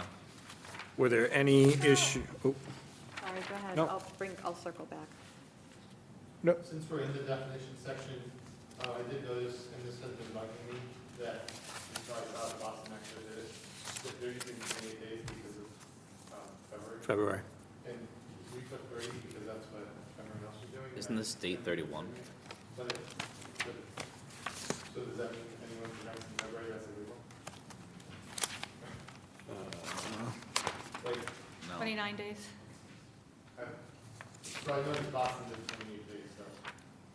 Yeah, the state has a different, I think it's 31 for the state. And but we can make it whatever we want, Yeah, right? so we can make it 28 days if we want, it's just, Wasn't there somebody else who did 28? Boston's doing it, but. Was it in Denver? I don't know if it's because it just makes it more clear you're not on a month-to-month lease, or I just. you I think it's 28 fine, days but as I just- in I'm- 7 days times 4, as in 4 weeks, or? It's the shortest month is 28 days, so. You guys decide. Anthony, didn't you say the agent definition was on? the top page? And Oh, it is at the top. it's at the top. I mean, do you have, Lisa, Kenny, do you have any I don't have any strong feelings. about the number of days? No, I was just curious, again, like month to month, if that somehow makes it more clear, it's like 4 times a week, I don't know. If KP Law would have any advice or not, but Yeah, I mean, I think, It's not worth, I mean, I think you just need. do 30 days, I feel like it should be 28. okay. I don't- or it could be 30, 31, or 29. 1 month. I mean, I wouldn't do that, yeah. Yeah, it would either, Yeah. I wouldn't say 1 month. yeah, I wouldn't say 1 month. It's 31, I 'Cause that think, could in the be- statute. Yeah, I don't know. I don't really, I'm pretty sure they have 30 as well. it doesn't really matter to me one way or another. I mean, do we think if it's a period of less than 28 days, so, because a tenant at will is what, 30, well, I guess it depends on the amount of days in a month. Yeah, so in fact, that's my point, is that in Yeah. February, it's 28 days. Yeah, so I think less than 28 days, because the shortest month, that makes sense, I think, because then the shortest month is February. So you could still have a tenancy at will for the month of February. It's not an issue for short term, it's that we're defining it so that now it's saying. The state is not, February the state definition is a short-term rental is a rental that is not for more than 31 consecutive calendar days. But I think we can, Make- And this is for a duration of less than. so maybe we, Maybe that's, I mean, again, the only thing I think is it related somehow to not taking off, avoiding conflict with the rentals. So by them saying not more than, that's addressing it, because the longest months are 31. Yeah. So theirs is right, ours is wrong. So you'd have to pick 28 or 31, and then we'd have to change. I like, let's just use the state language to be consistent, so. Rather than the duration of less than, it should be A duration of. Not more than. not 30. more that's than the difference. 31 consecutive calendar days. More than 31. Do we have to say calendar? No, I don't think we need to change it either, but whatever. I mean, Moving forward. I would just put it in there, that's the state language, so that way to be consistent with the state language. Not more, for not, so not, a duration of not more than 30 consecutive days. 30, well, the state is 31, yeah, Okay, I changed that. okay. But one last thing, And then that language will be reflected everywhere it says that. It's in, yeah. So So here's it'd be really, to change that in the proposed zoning amendment too. that's what I was changing. Oh, okay, good. Yeah, It's in that's where- definitions twice too. It's in 1 and 2, okay. Yeah. All right, And actually, street class, all right, perfect. so it's also in the real definitions. in the Boston language under operator, Mm-hmm. it says, a natural person who's the owner of the residential unit, that he or she seeks to offer a short-term rental. Only one owner may be registered as an operator on the short-term rental registry for a residential unit. It shall be unlawful for any other person, even if that person is an owner and meets qualifications of primary resident, to offer a residential unit for short-term residential rental. So, again, that's my question of owner versus rental, because it says in here, that language, even if you meet the qualification of a primary resident, that doesn't mean you're an owner. And only owners can operate short-term rentals. So it's on the first. Yeah, the first definition Of the Boston. of the Boston. Boston ordinance. So So that's what's the, a question what's that the? Anthony said he's gonna check with KP Law. You're saying, But that goes No, back to Boston- the, no, Boston's clearly decided, they've decided that they're only allowing, and this is what I said at the beginning, they're only allowing owner-occupied units to be rented, but they have a whole structure of language that might allow that. There's ways to change your language, but what we're doing is putting it as an accessory use in our ordinance, tied to a use that is a single family or two-family. Yeah. And so I don't know how Boston, it's probably an entirely separate regulation within the ordinance that's about these uses, and so they can, so it's not attached to it as a single-family use, it's attached to it as its own use. but again, that's where you get around, That's how you hope, get around it. eliminating as close to 100% of these by renters as Yeah, possible. Our mechanism will ensure it is not abused by a renter. Because the only renter that would be allowed to do it is one who, and it's equal, it's treating someone, it's allowing someone if they, the opportunity, if the owner allows them to. So I think it is a fair, it's implementing the fairness of federal law that way, I guess. so we just have to talk about parking? Yeah, Tony had a question. Oh, sorry. At the end, that's fine. Okay. So there's only one last, when I was looking at Boston, I noticed that in the complaint process in violation, we hadn't mentioned excessive noise and proper trash disposal or disorderly conduct as we certainly don't have to, it says, but not limited to, but it seemed like those three were the ones that had come up during our last meeting, so I put them in there just as a discussion point. But one unruly renter gets someone to lose their ability to do Airbnb or whatever for 6 months, that seems pretty harsh. If you get anybody could be unruly. But I put it in there. But I think Airbnb, they have that, a lot of operators, or Airbnb has that in there as well, right? Yeah, well, this is about the complaint to the town and the violation and us having to shut someone down with just one. Oh, I see what you're saying. Okay, just So I found added it there complaint. because that it had been mentioned. but I One felt or like that more might be with a problem there. 6-month So, period. It's there, but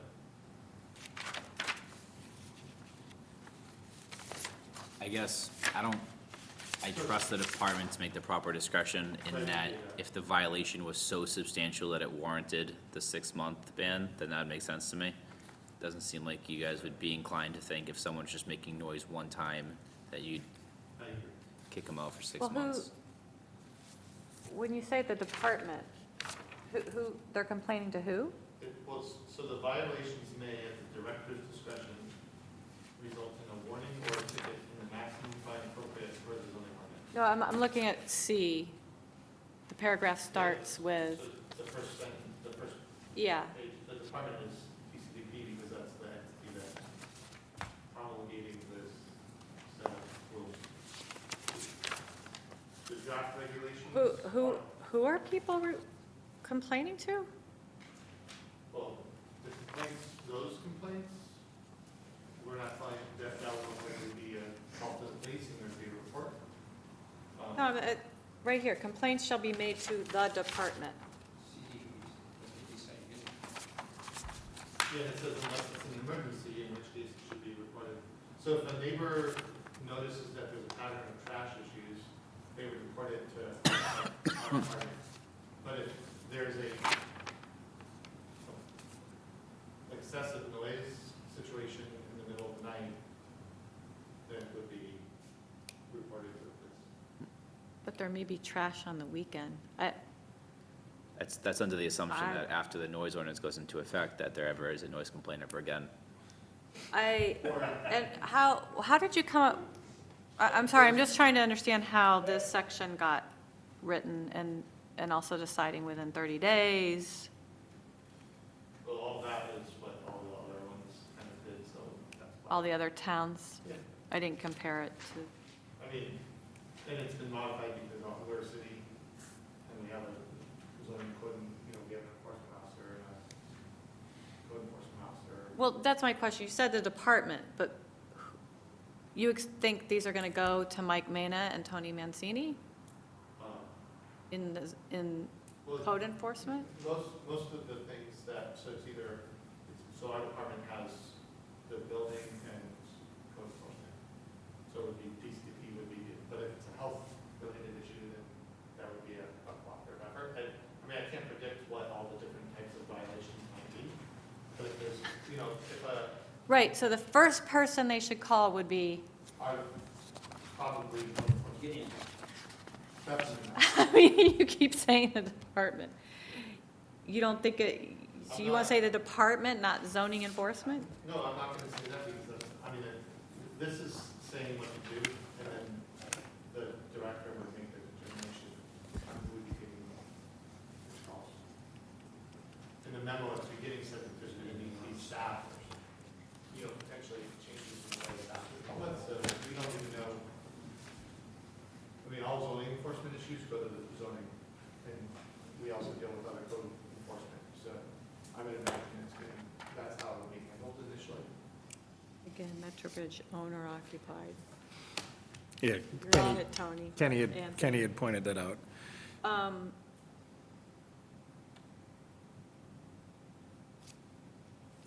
So maybe before we get to your concern about parking, maybe just run through, hopefully quickly, some things I saw in some of the other ordinances, just to Okay. see. So fees, how are we dealing with fees? We'll set them in, So there's a fee schedule for everything else, and so I would imagine that I would suggest that you would consider an amendment to the fee schedule, rather than having a whole other set of fees. do we have to, and that's fine by me, do we, Or you could, I think you're allowed to adopt fees for just this, if None. you feel that they're reasonable. We do non-criminal, civil. I meant the booking, like what the registration Oh, fees. registration I'm sorry, fees. registration fees. Yeah, So, you can do- So we have a single document that we merged, we used to have planning done it, now there's a single document for. and we can just rely on that because in here we already say that they have to pay all fees. Well, that would have to be amended though, so you either have to. Where is that? You have to decide what the fee should be. Is it on the website? Where's the single document? No, we have a single fee schedule, So we, does not have this in it. right, I'm just wondering where that is. Yeah, It's on the website. it's on the website, that's the only thing that's built in. so we have to figure out the fees, but then what I'm saying is we don't have to specifically reference them in here because So you have to adopt. right, so that would just, but because this already specifically references paying all fees, so then we would just we'll have to set the fees, which the council will then adopt, which will then get added to this schedule. schedule. Okay, so it's 8:20, I don't want to keep us here any later than 8:30, so we're gonna have to meet again, but which is probably good, because we need to do some of these updates. So I'll try to take a closer look at fees to see what we think might be reasonable. We've got inspections in there, we've got liability insurance in there. Newton requires notice to abutters. That, I don't, After the fact, just say FYI, Boston does it. FYI, we're gonna be doing this. I mean, that also ties into, so there's two things, I guess, notice to abutters, but the state statute also would allow us to publish a public registry. So if we had a public registry, we wouldn't need notice to abutters. So now, I guess that would have to be a requirement that we would impose on your department to publish a registry, right? You know, or if we had a consulting. Well, that was gonna be another question. Because it says the city or town may determine what relevant information shall be listed, including where the accommodation is located.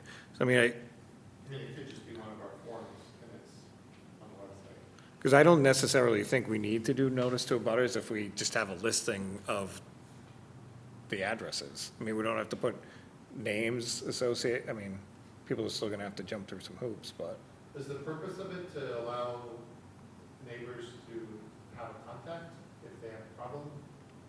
All sorts of I didn't reasons. really understand, it doesn't really say why, why they're. But the state registry, No, it's just that the state allows well, I mean, yeah, because there's, obviously, everybody's gonna have to register with the DOR anyways, but the statute allows us to have a public registry. Right. I guess that would, I think that- well, it'd also be, for the customer, let's say,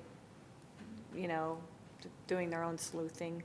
It's just a transparency issue, I think, for neighbors, abutters, people It's a looking, good neighbor. yeah. working with Seems like businesses. a good neighbor issue, that's, Yeah. that's all. So, I mean, I think, I don't think we need to require a notice to abutters, but I think it would make sense to have a public registry Yeah, someone listing can look it up. the addresses. So do we ask the department, once a year to publish? Well, it would probably just be an ongoing thing when someone applied. So where does that direction from us, from the council to your department go? Does that end up in the regulation somewhere? Is that, No, well, I guess you could say, I thought the licensing was gonna go through the, I mean, I guess it could be nice in Or, no. regulations to have it as the last, The registration, it would probably just be under, one, four.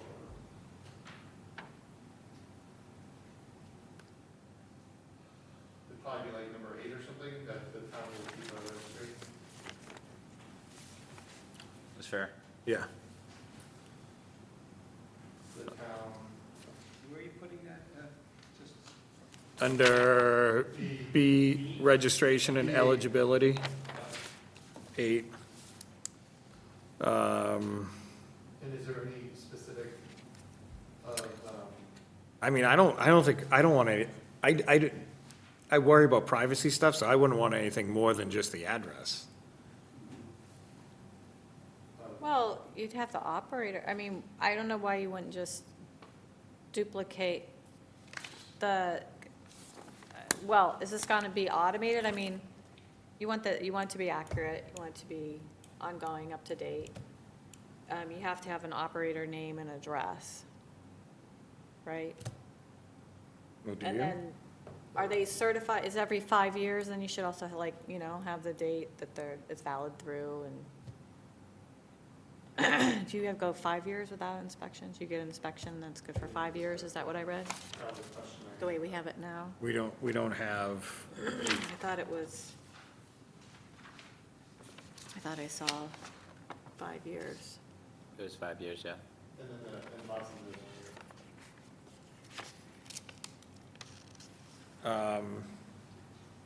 Because you have to pay an annual fee, right? right, which we have to set. So you're gonna have an annual fee anyway, you could do it annually. a program where you have a map and you click it, and you can find out what a property has. So all building permits, special permits, et cetera, so this would just be another list of that. Yeah. So, but it could have another list. Okay. Looking to, or something good. So that gets into 2 other things. I know, I forget the name of the company, had come and pitched to the town Just change your name, I think. about that they could do this third-party monitoring for us. And it seemed pretty crazy, the amount of information that they were, and they could, basically, it was something you could scale up as much as you want, or you could have it limited to, they would actively monitor Airbnb, all the main things, and find the listings in Watertown to then cross-reference to make sure that they were So registered. they could sell the data. Well, I don't know that, but, Well, I don't know, I'm interested in what Gideon's saying, I that, don't think that's part of the. no, I don't think it's part of this, just trying to talk through some Along of the these same things line, yeah. while, and the thinking being that the registration fees are gonna cover that service. So we'll, just throwing it out there, we don't have to decide on that tonight.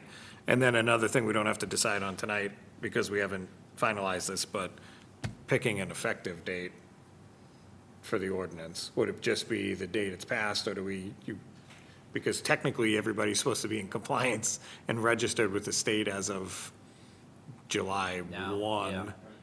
But that, As far as ours goes, there would have to probably be, because we'd have to, It'd be whatever it'd be an whatever staff wanted for an effective date and support, however long it takes them they think to implement, get everything together. so just maybe one thing to think about, Gideon. And if that is important, Yeah. because, if it's effective, so as soon as we advertise it for the planning board, it's effective. Unless it doesn't pass, that's the council, but because it's zoning, the zoning section of it. So it is important, we don't want that to be the effective date. Yeah, so I think we'll just, once we get closer Well- to finalizing, I think we'll probably have a better idea as to what we want yeah. the But I effective date to be. mean, people still have to get, I don't know if it's a bad thing to have effective date, because they still have to get registered and inspected anyway. Well, that's I don't know if part we of have a it. timeline for, There's also gonna be like Boston School, everyone's struggling with trying to actually get people to become registered. Mhm.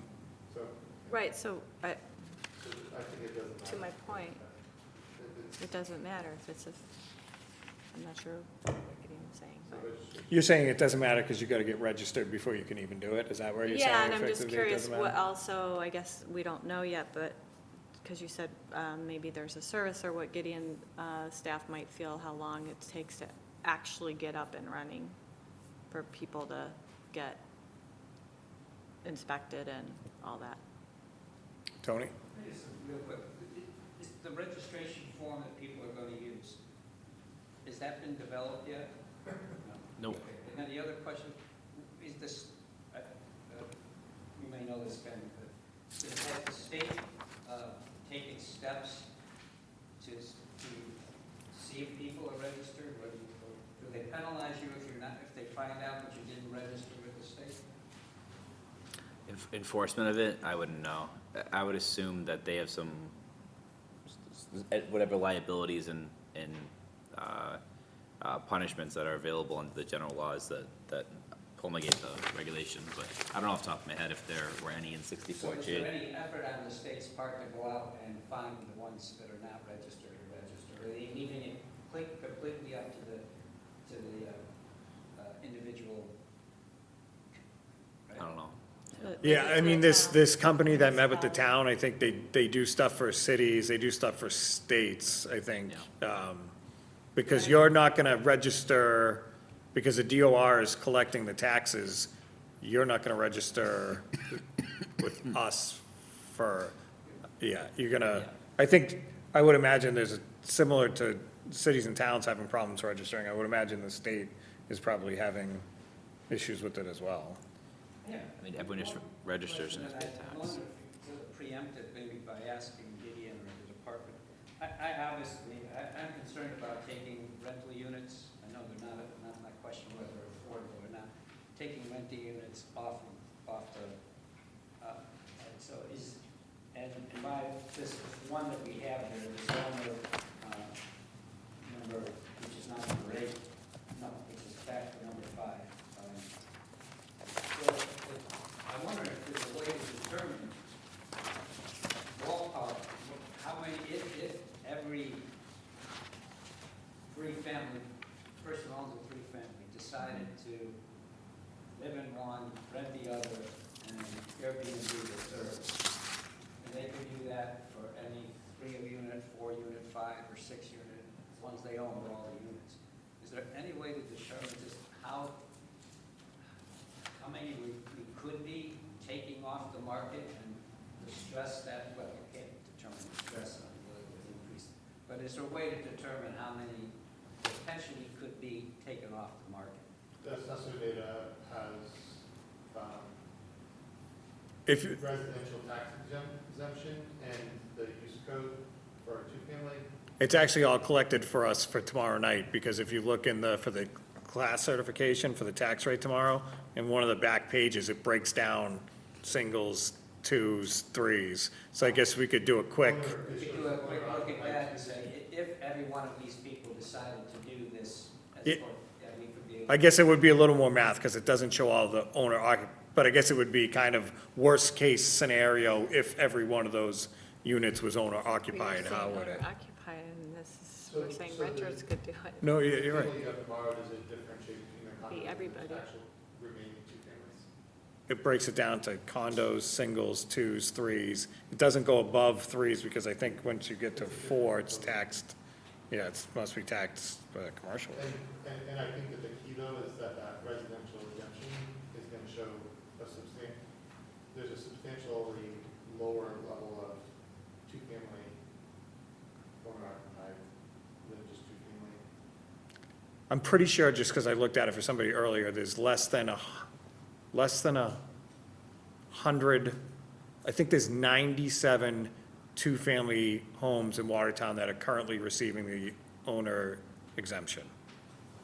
That's not very many. 97 two-family. 97 two-families are getting the owners, well, I mean, I think that was somebody's, there's information, I'm talking about, the overall breadth of how it could affect you things. can't do a two-family, right? Yeah, because you could Yeah, rent, That's the biggest question, actually, because the 3s, 4s, 5s, I mean, there's so few of those. Yeah. And the chances of them being owner occupied gets slimmer and slimmer. The two-family is most likely. You have to not define owner occupied. Yeah. And if it's really around 100. it's, yeah, So I think we could safely say 100 worst case scenario, roughly. 100 twos, So 100 apartments and a two-family could come off, Taken off the market. But correct. you're doing owner occupied as residential owners and not renters. Well, and I think that was to Gideon's point about trying to, well, that would cover an owner adjacent, and then about needing the landlords. I mean, it's obviously hard for us to pin down, but how many landlords are actually gonna give their tenants permission to do this? I would imagine it would be a small amount. And that's not I don't actually, know. that's not a concern about that one. The loss of a total unit only would occur In the adjacent, in the adjacent. yeah, so that's on a. Right, because the other thing is already being rented anyways. So that's why, so when you drill down with the data, that's what the owner, Adjacent, exemption yeah. that assessors have compared with the one of the use code, for two-family will give you, and there are, I think they actually do have a use code for three-family, I think, Yeah. but. I mean, I'm thinking worst case scenario, full units, this could possibly take off in Watertown's like 100, 150. How many units have we added in the past 10 years? 1,400. A few thousand? Yeah. Oh, okay. Just perspective. All right, it's 8:30. I think parking is gonna be, That's a lot, though. parking will probably take some more time, so, because I know Lisa's got concerns about how parking plays into this, and I think that might end up being a longer discussion than we want to start right now, so. I guess, Gideon, if we could ask you to kind of update based on conversation tonight, and then, I mean, is it? I don't know how you're gonna have another meeting. That's what I was just gonna say. I don't think, do we think it's probably not possible to have another meeting this year, right? November's already out, last week of December is out, second to last week of December, nobody's gonna wanna meet on December I think we 23rd.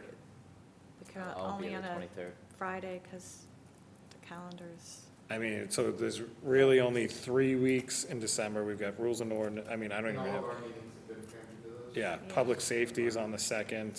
Although we. Yeah, they- marijuana they on the 12th. Canceled the Watertown Square, so if you wanted to meet next. But you also have public safety.